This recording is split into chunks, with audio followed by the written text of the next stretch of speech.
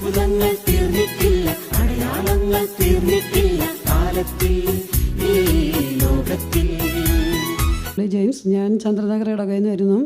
November മാസത്തിൽ എല്ലാവർക്കും അറിയാലോ ശുദ്ധീകരണ ആത്മാക്കളുടെ മാസമാണ്. അപ്പോൾ കൂടുതൽ പ്രാർത്ഥിക്കണം. അങ്ങനെ ഞാൻ മനസ്സിൽ വിചാരിച്ചിട്ട് ജത്രൂദിൻ്റെ പ്രാർത്ഥന 100 പ്രാവശ്യം വീതം ചൊല്ലിക്കൊണ്ടിരുന്നു. അങ്ങനെ മാസം മുഴുവൻ ചൊല്ലാൻ പറ്റിയില്ല, എങ്കിലും എനിക്ക് തോന്നുന്നൊരു 2 ആഴ്ച ഞാൻ അങ്ങനെ ചൊല്ലി.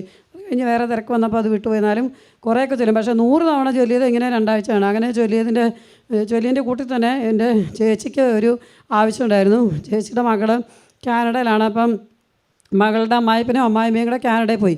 ചെന്ന് കഴിഞ്ഞപ്പോൾ ഈ മനുഷ്യന് അവിടെ നിന്ന് അറ്റാക്ക് വന്നു. അങ്ങനെ ഈ മനുഷ്യൻ മരിച്ചു കഴിഞ്ഞപ്പോൾ ആകെ പ്രശ്നമായി. കാനഡയിൽ ശവമടക്കാൻ പറ്റിയില്ല.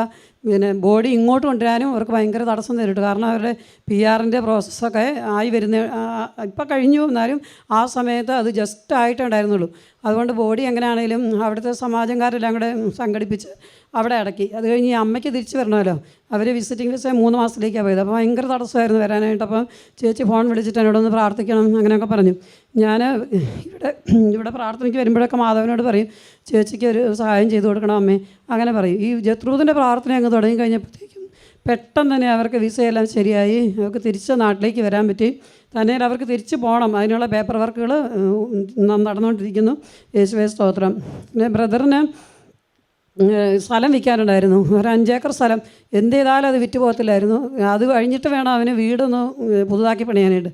അപ്പോൾ ബ്രദർ പറയായിരുന്നു, ഇങ്ങനെ തടസ്സമാണ്, എന്ത് ചെയ്താൽ തുടങ്ങാൻ പറ്റുന്നില്ല വീട് പണി, അങ്ങനെ പറയായിരുന്നു. അപ്പം കഴിഞ്ഞ ദിവസം വിളിച്ച ബ്രദർ പറഞ്ഞു, എന്തായാലും സ്ഥലം വിറ്റുപോയി, അതുകൊണ്ട് വീട് പണി അടുത്ത ആഴ്ച തുടങ്ങുവാണ്, അങ്ങനെ പറഞ്ഞു. യേശുവേ സ്തോത്രം, യേശുവേ നന്ദി. സ്ഥലത്തിൻ്റെ മേലുള്ള തടസ്സം വിട്ടുപോയി, അതുപോലെ തന്നെ വിസയുടെ മേലുള്ള ബുദ്ധിമുട്ട് മാറി, അവിടെ അടക്കാനും പറ്റുകയും ചെയ്തു. Hallelujah, hallelujah.